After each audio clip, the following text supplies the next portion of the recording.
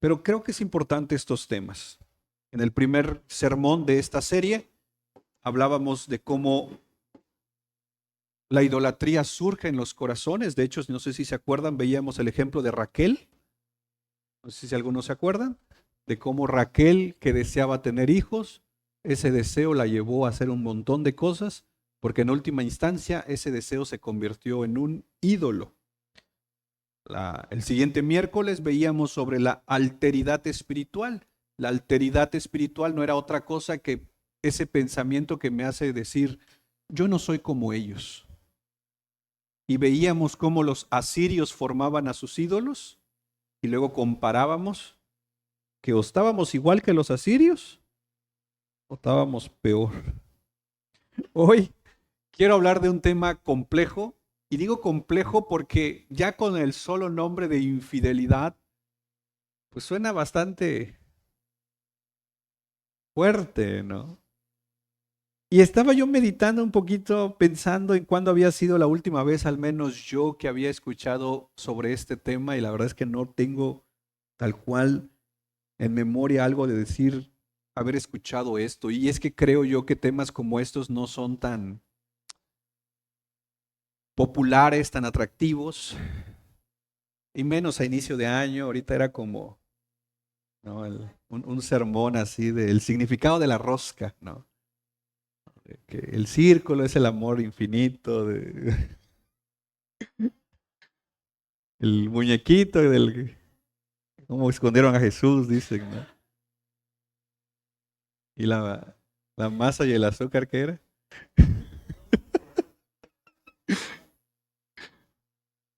La diabetes que nos va a pegar si no nos cuidamos.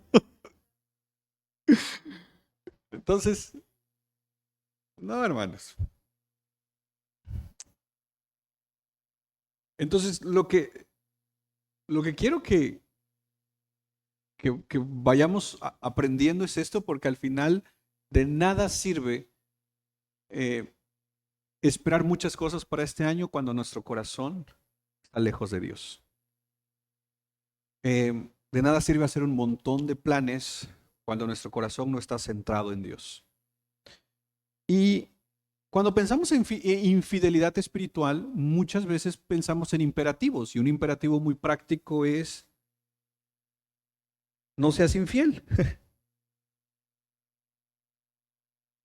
Y curiosamente este tema primeramente se habla mucho, pues, o si es que se habla, en el matrimonio, ¿no?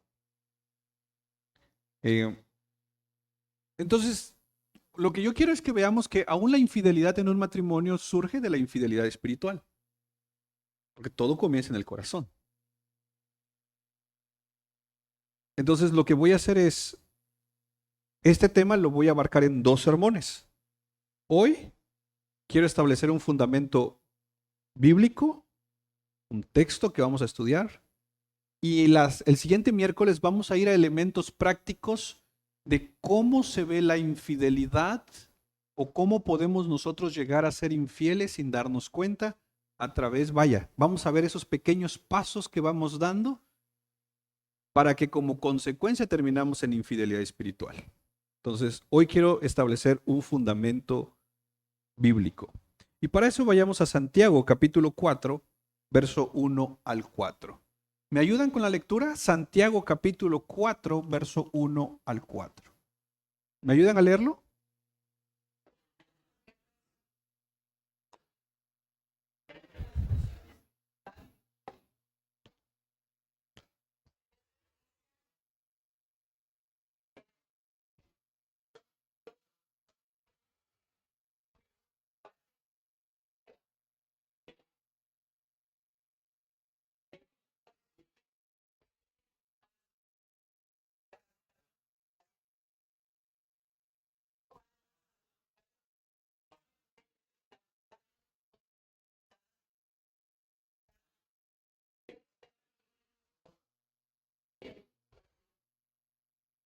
El hermano Santiago. ¿A quién le escribe Santiago su carta? ¿Se acuerda?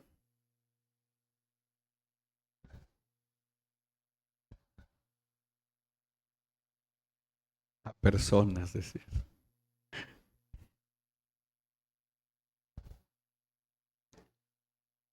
Mira, capítulo 1, verso 1 y 2. Capítulo 1, verso 1 y 2. Santiago, siervo de Dios y del Señor Jesucristo. ¿A quiénes? A las 12. Ok, si tuviéramos solo este verso, tu conclusión de quiénes son los receptores de la carta, ¿quiénes crees que serían? Judíos, ¿verdad? Por esta referencia de las 12 tribus. Verso 2. Tengan por sumo gozo, ¿qué? Y aquí es donde conectamos en el sentido de Santiago ahora es voy a ponerlo así, un judío convertido al cristianismo. Y para no confundirles o no confundirnos, Santiago es cristiano. Entonces, ¿a quién le va a escribir Santiago esta carta? A cristianos, pero con un contexto judío. Es decir, judíos que ahora ya son seguidores de Cristo. En otras palabras, la carta de Santiago es una carta para cristianos. Solo que su contexto tiene que ver mucho por esta referencia en que eran exjudíos, vamos a ponerlo así. Otro dato importante es el capítulo 2, verso 2. ¿Me ayudan con el capítulo 2, verso 2? ¿Qué dice?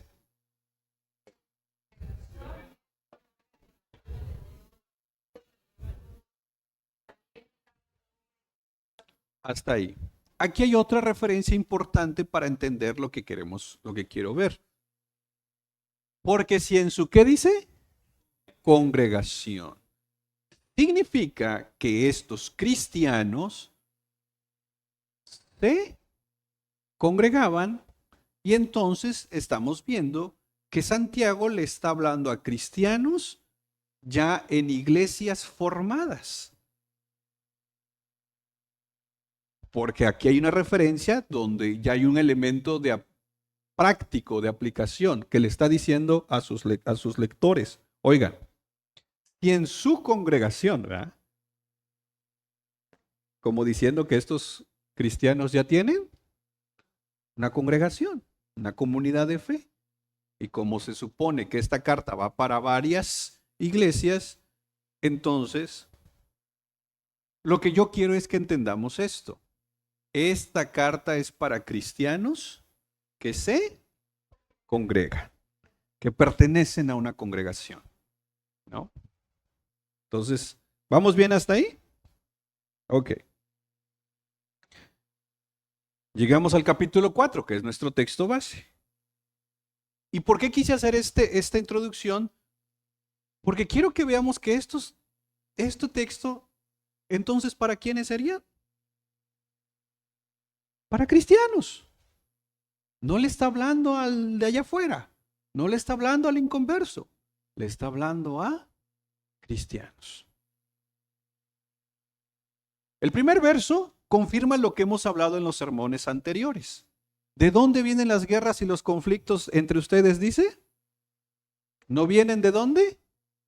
De las pasiones que combaten en sus miembros. En otras palabras, todo viene del corazón. Jesús también habló de esto. Todos los problemas externos comienzan ¿dónde? En el corazón.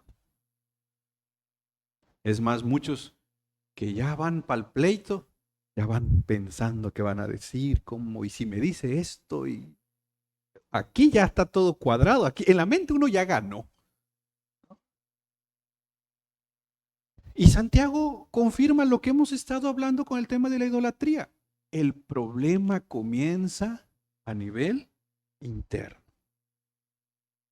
Muchos de los pecados que cometemos de manera externa, si no es que todos, nacen de luchas o de batallas perdidas a nivel interno. ¿Vamos bien hasta ahí? Entonces, Santiago le está recordando a la iglesia, a cristianos, oigan,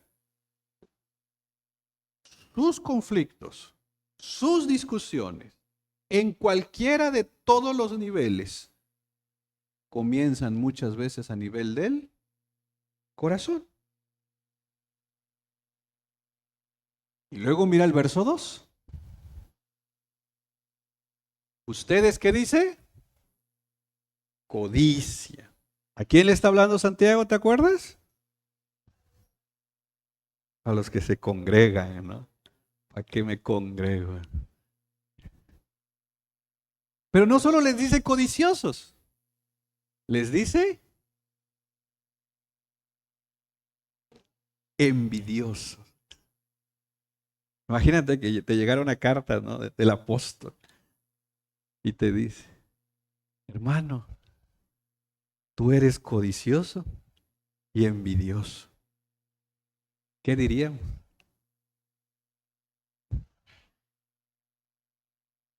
Yo creo que nuestra respuesta sería como el verso 1. Echáramos guerra. Empezamos el pleito.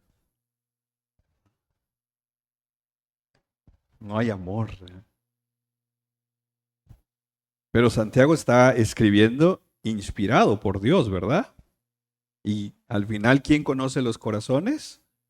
Dios. Y de manera general dice que somos codiciosos, somos envidiosos y no podemos, ¿qué dice? Dice, y no pueden obtener, ¿qué cosa?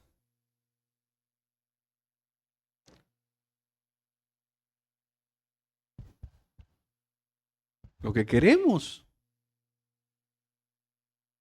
No podemos obtener lo que estamos codiciando. Y luego dice al final, ¿no tienen? Si ahí terminara el pensamiento, ¿qué le diríamos a Santiago? ¿Que no pido? Hasta llevo 30 días de ayuno. ¿Cómo me vas a decir que no pido? Pero, ¿cómo se dice cuando la pechuga se empieza a desmenuzar? Vamos a desmenuzar un poquito este verso, porque ¿a quién le está hablando este verso? A los codiciosos y a los envidiosos. ¿Hay algún codicioso aquí esta noche? ¿Hay algún envidioso aquí esta noche? No vinieron, dicen. Ahí le mandan el link. Y es que es curioso porque difícilmente vamos a decir, sí, hermano, la neta es que soy bien codicioso y la neta es que soy bien envidioso. Y hasta eso sí lo decimos nada más para querer justificarnos alguna acción que ya hicimos. No, es que, ¿no? Entonces, desmenucemos un poquito este versículo para entenderlo. Y al final, sí, como dicen, si el saco nos queda, que lo más seguro es que sí. Porque Dios, mira, nos manda la palabra, pero nos manda el saco, pero a la medida, hermano. Sepamos qué hacer. Empecemos entendiendo un poquito este versículo.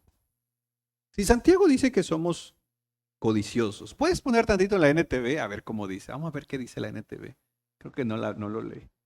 ¿Desean y envidian lo que otros tienen?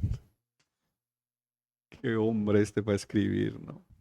Pero empecemos entonces a definir qué es la codicia, hermanos. ¿Puedes regresar tantito a la Biblia de las Américas? ¿Qué es la codicia? ¿Cómo entendemos la codicia, hermano? ¿O qué creen ustedes, o según la experiencia de ustedes, no que están codiciosos? ¿Qué es la codicia?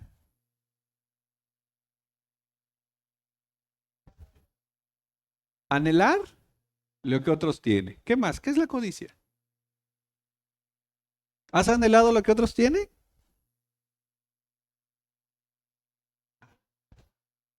Querer tener lo que otros tienen. ¿Has querido tener lo que otros tienen? Ahora resulta que no.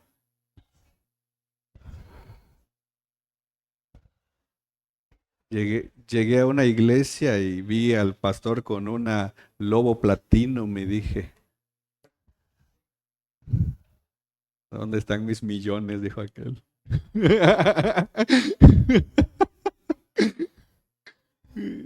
Y eso me dijo el Señor, es que no me pides. Y dije, Señor, ¿cómo que no te pido? Le digo, hasta pateo la puerta, ¿ves? Le digo, no más, no. Entonces, nuevamente, hermano, ¿qué es la codicia? ¿Es desear lo que otros no tienen? ¿Es eso?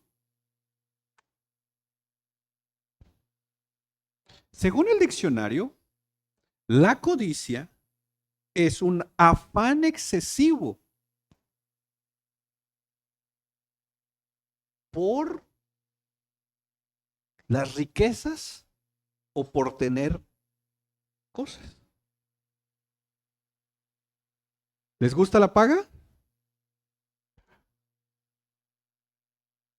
Si alguien dijera que no, es porque no solo somos codiciosos, somos mentirosos.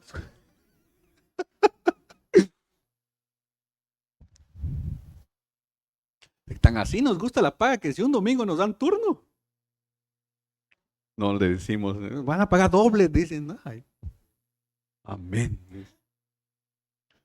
Es de Dios, dicen todavía. Lo curioso es que si tú ves el diccionario, dice que la codicia también es un deseo vehemente, apasionado, un afán excesivo, pero no solamente se tiene que ver con el dinero, también tiene que ver con cualquier cosa. Nuevamente, pensemos en Raquel. Raquel anhelaba tanto que tener un hijo, al grado que le dijo, dame un hijo o me voy a morir. Eso es codicia. No solo el desear excesivamente riquezas o cuestiones materiales, no. Imagínate una persona que dice, es que, híjole, anhelo tanto con todo mi corazón ser pastor. De primera instancia uno dice, wow, oh, mira. Pero ¿cómo un deseo se puede convertir en codicia? ¿Somos codiciosos? Todavía no, ¿ah? ¿eh?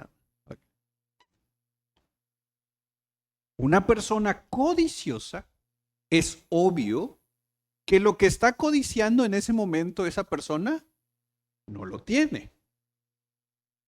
Porque si ya lo tuviera, codiciaría otra cosa. Estoy terminando de leer un sermón que se llama algo así como el poder expulsivo de un nuevo afecto. Básicamente, el predicador es un predicador ya de 1800 y fracción, dice que nuestro corazón se arraiga a deseos o afectos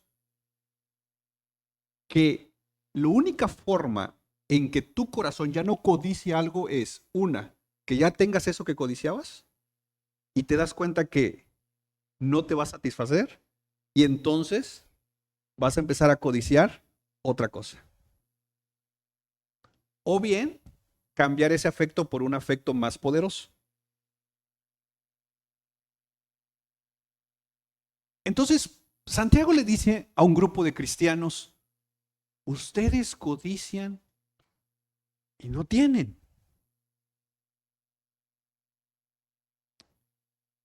Y luego mira cómo agrega esto. Por eso, ¿te das cuenta de esa palabrita? La NTV dice entonces.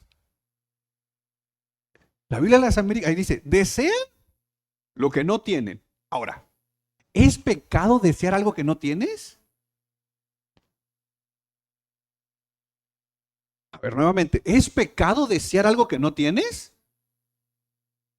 Imagínate que no tienes carro. ¿Es pecado desear un carro? Imagínate que no tienes una casa. ¿Es pecado desear una casa? Imagínate que no tienes hijos. ¿Es pecado desear hijos? Imagínate que no tienes trabajo. ¿Es pecado desear un trabajo? ¿Dónde radica el pecado? Cuando ese deseo se establece en mi corazón y genera que eso se vuelve el centro de mi corazón y toda mi vida gira en torno a ese deseo. Entonces es cuando la codicia entra. Y entonces dice Santiago, desean lo que no tienen. Entonces, este es un conector bien importante. Los que estuvieron el domingo en la clase homilética ven los conectores. La importancia de los conectores es clave para entender la palabra. De hecho, este domingo vamos a ver conectores también. Entonces, la Biblia de las Américas dice por eso, porque es conector de consecuencia. Como deseas tanto algo que no tienes, ya tu corazón entró en un elemento de codicia. Obviamente uno a la primera no se da cuenta porque el deseo no está mal. Uno dice, deseo tener una casa. No está mal ese deseo. Deseo tener un trabajo. No está mal ese deseo. El problema es cuando esto empieza a girar toda mi vida en torno a eso. Entonces, ¿qué dice? Traman. ¿Y qué dice? Y hasta matan para... ¿Puedes regresar tantito a la Biblia de las Américas? Gracias. Por eso cometen homicidio. Ahora, aquí hay un elemento, una hipérbole, en el sentido de, tal vez a nosotros podemos decir, bueno, ok, este deseo que yo tengo de aprender, de trabajar en tal lugar, de conseguir esto, de tener aquello, no me ha llevado a matar a nadie y no creo que me lleve a matar a nadie. Y entonces es fácil salir por la tangente de este versículo. Pero el punto de Santiago no es que te conviertas en asesino en automático. No, el punto de Santiago al poner el elemento del homicidio es cuando cuando tu corazón se vuelve codicioso, puedes llegar a hacer lo que sea con tal de conseguir eso que quieres hasta negociar tu relación con Dios. Y ahí, ¿sabes? Te volviste homicida, no de una persona, tú mismo mataste tu relación con Dios. Por eso muchos, como decíamos el domingo, caminamos bien. Satanás hace que volteemos a ver y empecemos a desear, a desear, a desear. Y entonces empezamos a codiciar esas cosas y entonces, puras consecuencias, empiezo a tomar decisiones que me van llevando hacia esa dirección de tal manera que una de las cosas que termino yo mismo asesinando es mi relación con Dios. Otros terminan asesinando su relación con la familia, con amigos y con tantas otras cosas. En ese sentido aparece la palabra homicidio acá.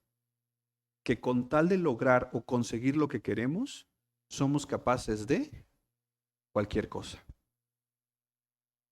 Esa es la naturaleza del ser humano. Y entonces, la codicia genera algo. Y lo que genera es el segundo punto de este versículo. Son, ¿qué dice? Envidiosos. ¿Cómo surge la envidia? La codicia surge híjole, ya vi la camioneta que trae el hermano y la está padrísima y es por la que yo he estado orando, decimos. Porque somos bien piadosos, entonces todo lo vamos. Ni hemos orado, pues nada más lo hemos deseado, pero es por la que he estado orando y hasta llegamos, no hermano, esta es la que yo he estado orando, dice, hasta la voy a tocar por cualquier cosa. En una de esas, dice. Decía una persona, dice, si en el arrebatamiento me quedo, ya sé qué carro voy a venir a traer, dice. Pero la envidia comienza a surgir como, ya vi, voy a seguir este ejemplo, Ya vi esa camioneta que yo quiero y no tengo, pero ya se la vi a otra persona. Quita la palabra camioneta, pon ahora un trabajo, un viaje, un talento, una familia, un restaurante.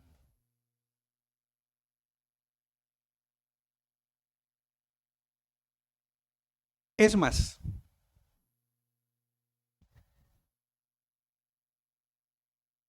uno de las cosas que surgen a través de redes sociales, o uno de los frutos que salen en las redes sociales, en el corazón, es que nos volvemos envidiosos. Porque empezamos a ver lo que yo quiero y no lo tengo, como otros sí lo tienen. ¿Me explico? Y uno dice, alteridad espiritual, uno dice, yo no sería como ellos si yo lo tuviera. Pero muchos, en cuanto tenemos eso, ¿qué es lo primero que hacemos? Tomar fotos y subirlo a las redes. Y entonces también nosotros mismos estamos alimentando que otros tengan envidia.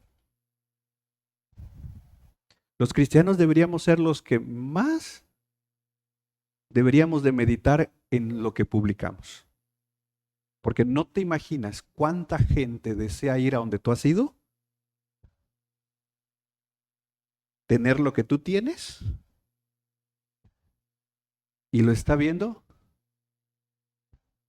en tu estado y a nivel de su corazón surge la envidia. ¿Y quién le está alimentando esa envidia?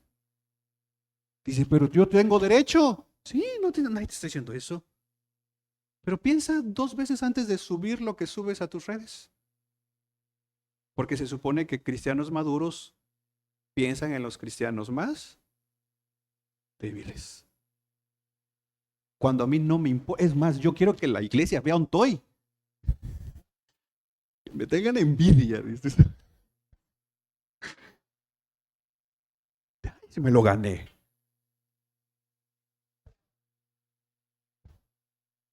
La envidia surge cuando, nuevamente, veo que el otro tiene lo que yo quiero, que el otro fue a donde yo quiero ir, que el otro está comiendo en el restaurante que yo quiero ir.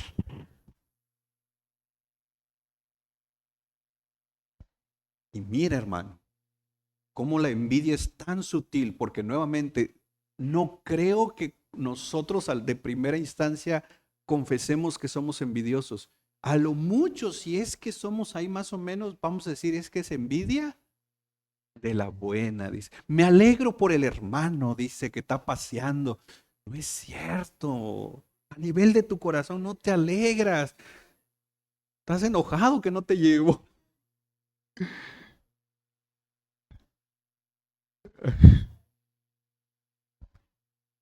Y todavía le escribimos orando, le decimos, pero no dijimos que estamos orando. Entonces, miren, hermano, ya mi corazón se fue por el lado de la codicia, anhelando tanto eso que no tengo, ¿no? Número 1. 2, veo que el otro lo tiene. Otro ejemplo, lo voy a aplicar a mí para que no digan, lo está diciendo por mí.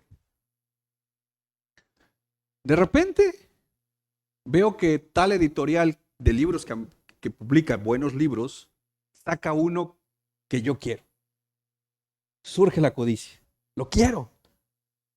Aunque me endeude. Quiero ese libro. ¿Cómo justifico mi codicia? Para prepararme mejor al ministerio. Lo quiero. Ok. Y luego veo en internet que un hermano ya lo tiene. Y es más, ese hermano ya lo tiene porque la editorial se lo mandó porque es influencer y se lo regaló para que él lo promocione. Y ahí es donde surge la envidia. La codicia ya estaba. Pero ahora veo que el otro lo tiene, yo también lo quiero. Entonces, el motor de mis acciones consecuentes, es decir, ¿cómo le hago para conseguirlo? Lo que a partir de ahí voy a hacer, ya sea comprar el libro, endeudarme, lo que sea, lo que está motivando, ¿qué es? ¿Qué hay en mi corazón? Codicia y envidia. Solo que nuevamente, si tú vienes y me dices, o un hermano Santiago viene y me dice, hey, estás codiciando ese libro y está surgiendo en tu corazón envidia por quien tiene el libro, ¿yo qué le diría? No, hermano, es que ese libro lo quiero porque mira, y empiezo a justificarme. Necesito la convicción del Espíritu Santo para yo decir, la neta sí, hermano. La neta sí. No me di cuenta. Mi corazón se llenó de envidia y empecé a codiciarlo porque quiero más. Tengo 10 que no he leído y tal vez ni me va a dar tiempo ni en esta vida para leer tanto libro, pero quiero más. Por eso el Eclesiastés dice que el ojo no se cansa de ver y el oído. El que tiene una casa de 2 pisos quiere. El que tiene un carro quiere. Ya tiene 12, ahora quiere.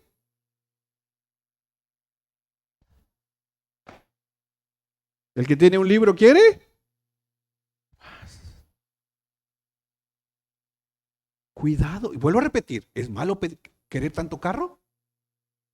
Si lo puedes mantener, dale. Haz tu propia plataforma ya. ¿Es malo querer más libros? No. El pecado radica cuando ese deseo se vuelve el centro de mi corazón y entonces yo me inclino a ese deseo y todo empieza a girar alrededor de eso.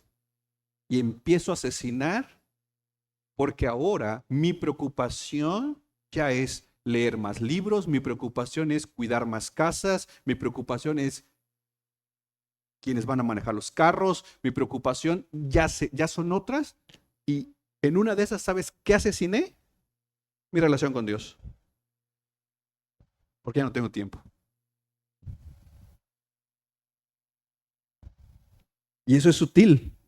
Eso es a nivel del corazón. Y entonces Santiago dice, ¿pero qué crees? No tienes por una razón. ¿Y cuál es la razón? Que no pides. Y yo le diría a Santiago, no, yo se lo he pedido a Dios. Pero mira el verso 3. Piden y no reciben. La razón entonces de por qué no recibo lo que estoy pidiendo es que pido, ¿con qué dice? Con malos propósitos. ¿Para qué? No, Señor, cuando yo tenga ese carro, mira, le voy a dar raya a los hermanos. Hasta polarizó los cristales el cliente para que ni lo vean.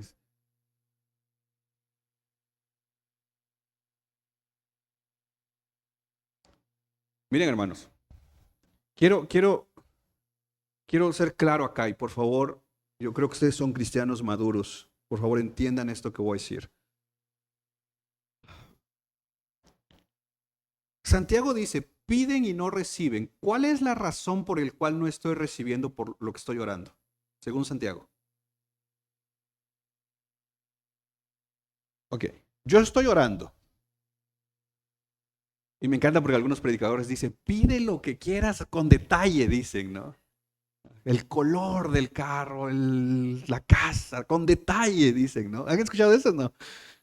Porque no voy a hacer que te dé otro que no te guste, ¿no? Ok. ¿Y qué pasa cuando yo estoy orando por un tiempo y estoy pidiéndole a Dios algo y la respuesta de Dios es no?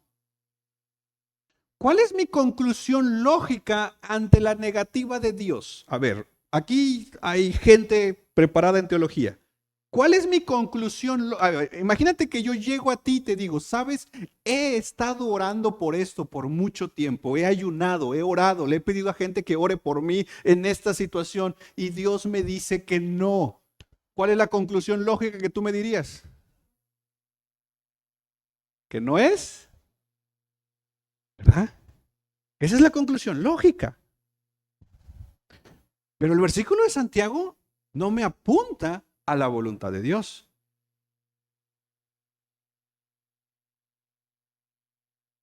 Entonces tú no tendrías que irte directamente a decirme, no lo has recibido, hermano, porque no es la voluntad de Dios. Entonces, el consuelo de mi corazón es, ok, he pedido esto, pero como no es la voluntad de Dios, no se ha dado. Además, Dios es soberano y si Él quiere, te va a dar, porque los tiempos de Dios son perfectos. Ya. ¿Ah? ¿Hay un error teológico en eso?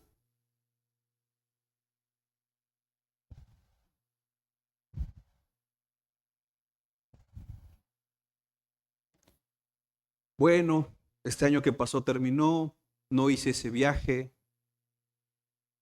no fui a ese lugar, no pude comprarme esto o aquello, pero bueno, no es la voluntad de Dios, pero este año ojalá que sí sea la voluntad de Dios y pueda hacer esto, pueda hacer aquello, pueda hacer lo otro.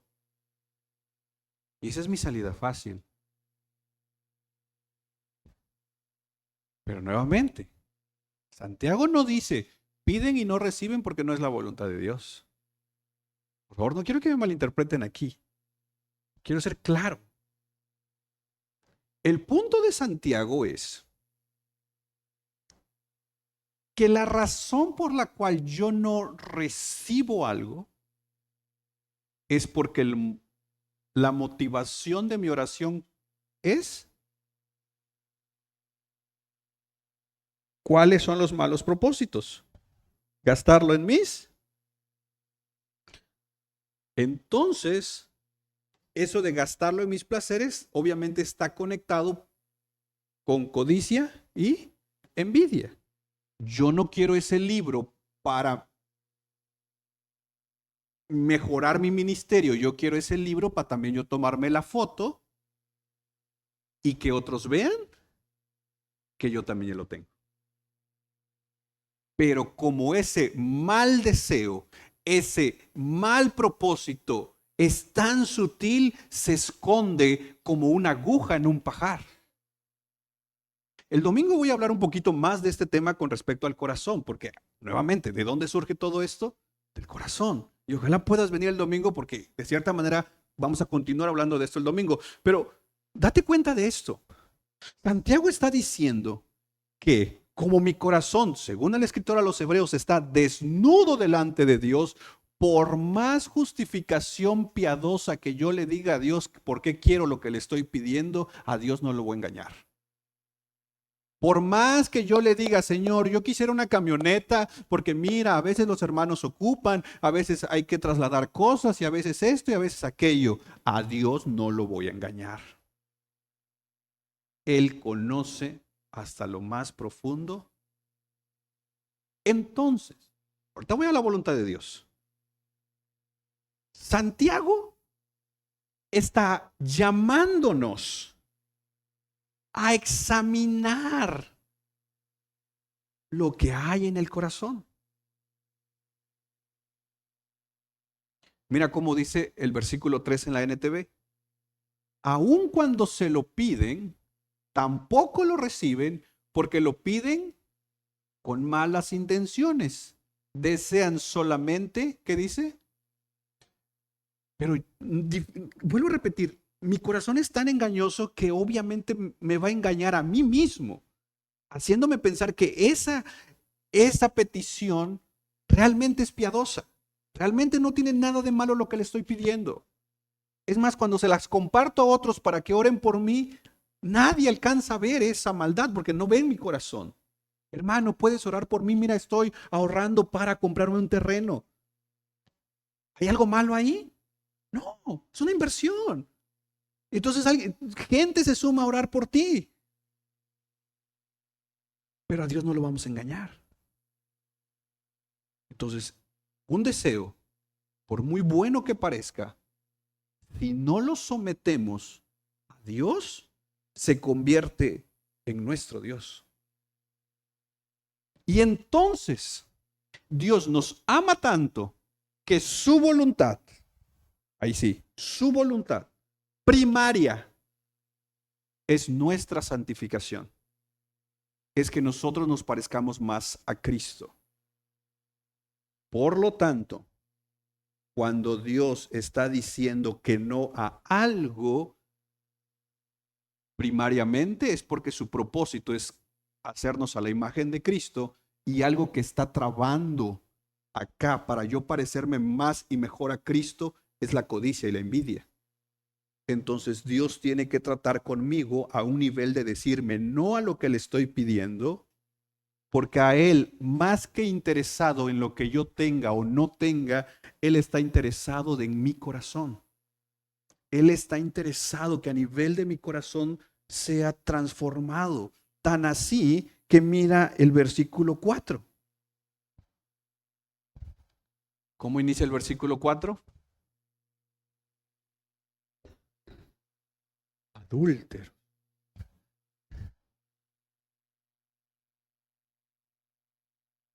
Y Santiago entonces dice, ¿no se dan cuenta de que la amistad con el mundo? A ver, Santiago, espérame. Yo estoy pidiendo un terreno, no estoy diciendo que me voy a ir al mundo.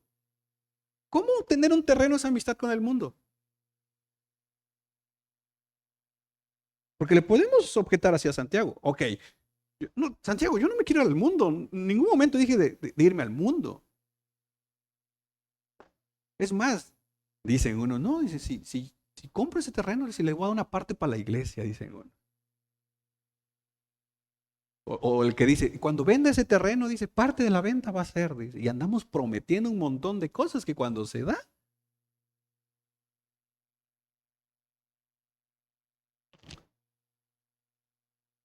no. Santiago dice, ¿no se dan cuenta que la amistad con el mundo los convierte en enemigos de Dios? Si alguien quiere ser amigo del mundo, se hace enemigo de Dios. ¿Cómo nos hacemos amigos del mundo? Simple, permitiendo que a nivel de nuestro corazón entren cosas como la codicia y la envidia. La codicia y la envidia no son de Dios, son cosas del mundo. Cuando yo comienzo a codiciar algo y a envidiar algo, básicamente en el lenguaje de Santiago estoy haciéndome amigo del mundo. Porque me parezco a quién? A los del mundo. Ya no me queda tiempo, pero Santiago, acuérdate, sus receptores son cristianos que anteriormente eran judíos, por lo tanto son conocedores del Antiguo Testamento. Cuando Santiago usa la palabra adulterio aquí, o en la Biblia de las Américas dice almas adúlteras, usa la palabra adulterio, sus receptores de la carta entienden esto porque Éxodo, Isaías, Jeremías, Oseas, Dios usa el lenguaje que su iglesia, su pueblo es como una esposa y él es un esposo, que dice muchas veces que la esposa se fue con otros hombres y adulteró. La carga del lenguaje en el Antiguo Testamento trae mucho este peso de el pueblo de Dios es una esposa que prefirió irse con otros hombres, en este caso con otros dioses. Y en Éxodo, Isaías, Jeremías, Oseas, Ezequiel, Dios le dice al pueblo que es como una mujer adúltera. Santiago va a agarrar este mismo punto para decirnos, cuando tu corazón está codiciando algo, simple y sencillamente has caído en un adulterio. Porque lo que más te debería de apasionar, lo que más debería mover tu corazón, no debería ser algo, debería ser alguien. Y ese alguien es Dios. Como te decía al principio, esto tiene que ver a nivel del corazón. Cuando tú buscas la palabra adulterio en el diccionario, dentro de su definición, la palabra adulterio tiene la palabra voluntad. Es decir, que alguien cometa adulterio es porque lo decide. No es un accidente. El adulterio no es un accidente. Alguien decide hacerlo.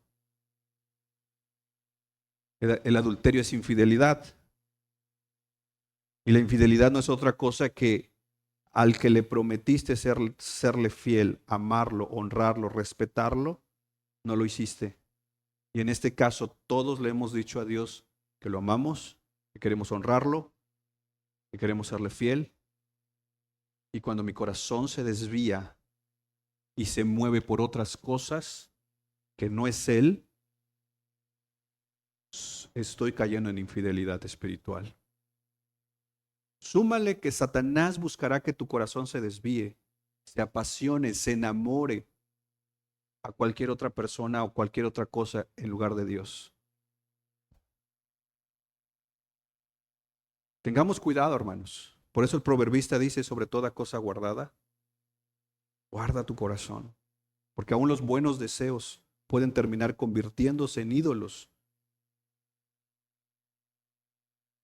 La próxima semana vamos a ver a detalle cómo nos convertimos en adúlteros. Vamos a ir punto por punto, vamos a ir viendo un esquema básicamente, cómo llegamos a esto. Pero hoy quiero dejar un par de preguntas frente a ti. ¿Qué deseos mueven tu vida? ¿Qué cosas, y sé sincero contigo y con Dios, qué cosa estás codiciando al grado que Dios no es prioridad en tu vida? Esto es algo muy importante, porque mucho estancamiento espiritual en nuestras vidas surge precisamente de que no estamos postrados ante Dios, estamos postrados ante ídolos. Es por eso que necesitamos sí o sí la iluminación del Espíritu Santo. Es por eso que sí o sí necesitamos decirle, Señor, examina mi corazón. Este deseo, y aquí es donde entra la voluntad de Dios, Señor, este deseo, ese terreno que quisiera comprar, este ministerio, este viaje, esto, Señor, yo lo quisiera, pero si esto me desvía de ti, no me lo des, por favor. Aunque yo te lo pida con todo mi corazón, no me lo des. ¿Y sabes a quién te parecerías ahí? Ya no al mundo. ¿Sabes a quién te parecerías? A Jesús. Cuando en el Getsemaní dijo, Señor, si se pudiera, pasa de mí esta copa. Pero no se haga como yo quiera, Señor. Hazlo como tu voluntad, Señor. Me va a doler no tener eso. Pero creo que en últimas instancias me va a doler más perder mi relación contigo.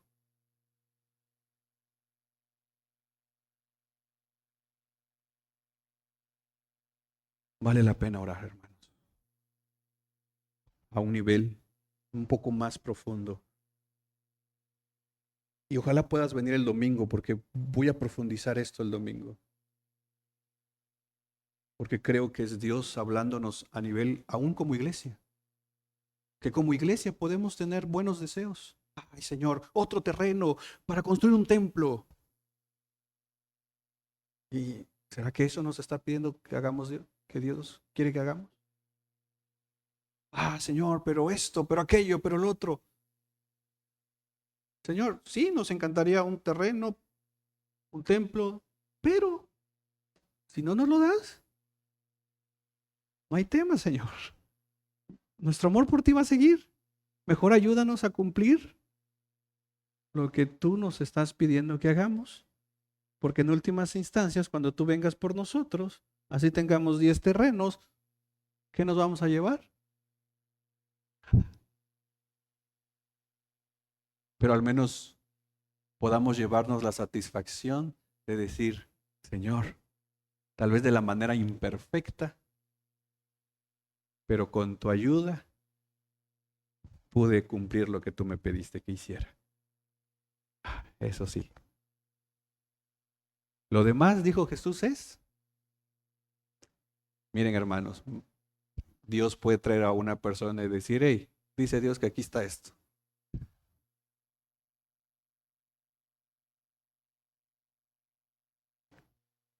Entonces, vale la pena examinar nuestros corazones. ¿Les parece si oramos?